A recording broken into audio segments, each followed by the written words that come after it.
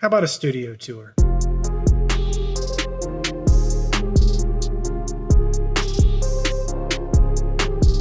Now, you guys have been asking me about this for a while, and I never done it. I have never done a walkthrough of all the gear I use, all the stuff I use, what's in this room. So today, let's have a look at it. Now, when you first walk into my space, I turn around this corner and here's my desk. Here's all my stuff. And I come and sit in this gray chair. And that puts me in this spot right here. This is where you're used to seeing me, right? Let's take a look around this room and I'll tell you kind of what gear I use, what my setup looks like. So we'll start with my rack. So my entire gear rack is this custom built wooden enclosure. I built this thing myself. I made the rack. I made this desk, the two side tables next to the couch behind me. I made all the panels in here. So all of these sound panels are custom except for the two on the wall back here. I did buy those off of Amazon. So back to the rack, we've got this Furman M8X2 power conditioner. It's got 8 outlets on the back and 1 on the front. All this gear is routed into the back of this power conditioner, and it just has this one switch on the front, which I use to basically power everything up when I come in for the day. Below that, I have this 96-point patch bay. I believe it's made by Switchcraft. I don't remember. I've had it for a really long time, and actually it was given to me by a friend of mine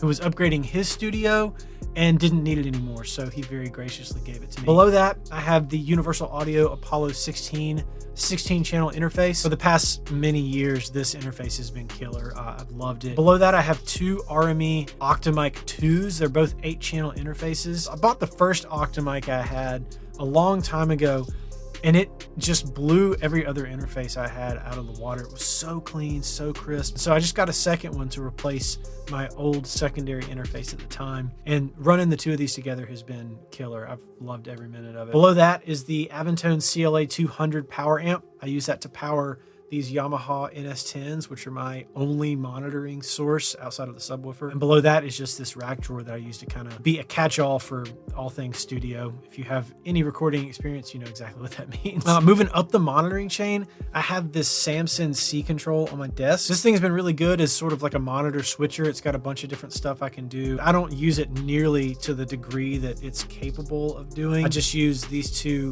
Yamaha NS10s, and then I have a subwoofer, all of which route through here, and then it connects to the output from the Apollo 16. Sometimes I will plug in a different speaker and I will monitor through like an old boombox when I'm finalizing a mix or something like that. My speakers, as I said, are Yamaha NS10Ms. They're supposed to stand vertical.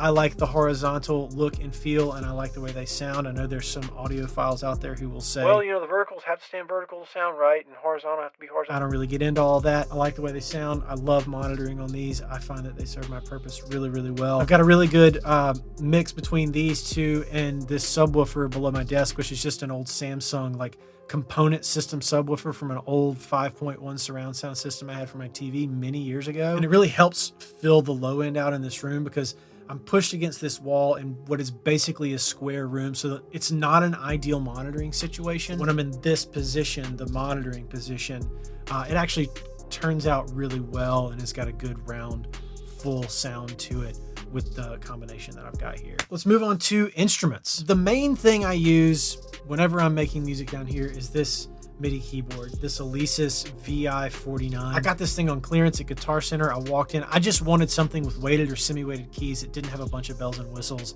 This thing was like a steal of a deal. And I was like, oh yeah, this is perfect. I don't need anything fancy. I've got this Fender acoustic guitar. Acoustic guitar for me is really more about getting ideas down than it is about performance. If I want a really, really great acoustic performance, I'll pay somebody to do that. After that, I have this Epiphone Les Paul Custom. It's got a Lawler humbucker pickup in the bridge pickup. I did replace that many years ago. I've had this guitar for a long time. That's another pickup that was given to me by a friend of mine. He got an authentic Gibson Les Paul, didn't need that anymore, so he gave it to me. And I've been rocking it ever since. And then after that, I've got the Fender P-Bass. So again, I program most of my bass. I would say the primary guitar of these 3 that I use is the electric guitar, and it's mostly for color in my songs. I'm not a huge electric guitar guy. I'm a drummer by trade. I can play enough to get by, and then I have to fix it. And then the last few sort of things that I use to make music are this Tonor TC20 mic, which you can't see from this angle, but it's right out of frame. I use that for video calls, to put in ideas. So it's definitely not just a music thing. It's also work, live streams. But then also I will just record stuff in real quick, like tambourine, claps and snaps if I want to do that. Any sort of like gang vocal stuff that I don't want to like break out the whole kit and caboodle for. And then the thing that runs all of this is my MacBook Pro. So I've got a 2021 M1 Max 14-inch MacBook Pro. It's got 32 gigabytes of RAM, and then it has 2 terabytes of storage space. When I'm here, it lives below the desk. Powers everything. Keep a Bluetooth keyboard, Bluetooth mouse. But I do use the laptop a lot. I'll clear this desk off and just go laptop a lot of the time, throw in the AirPods, and really kind of dig into it. So that's my studio, or at least the start of it. Now, obviously, this was a bit of a flyby. We didn't even touch on camera gear, lighting gear. We didn't even look at the drum room down the hall. If you want to learn more about that stuff, if you want to see a part 2 or maybe even a whole series on my home studio, the gear I'm using, processes I'm using, how I think about stuff, drop a comment on this video and let me know. And at the end here, before you take off, if you enjoyed this video, make sure to hit that like button and subscribe for more stuff like this. And check out this video right here as well.